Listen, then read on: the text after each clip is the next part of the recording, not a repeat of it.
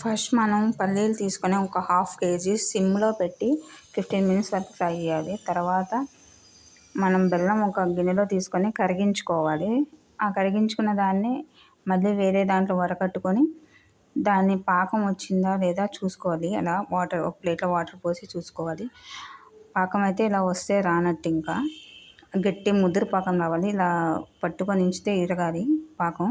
అలా పాకం కోసం మళ్ళీ చూడాలి. బాగా కలిపిన తర్వాత బాగా పాకం చిక్కగా వస్తుంది.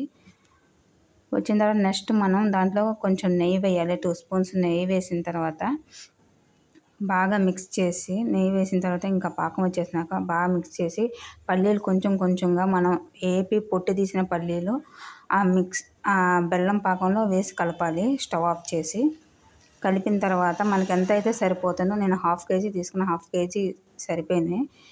250 గ్రామ్స్ బెల్లం తీసుకున్నాను. దాన్ని అలా పీసెస్ కట్ చేసేసేయాలి. కట్ చేసి అలా చేయటమే. ఇంట్లో ఈజీగా తయారు చేసుకునే చిక్కీలు.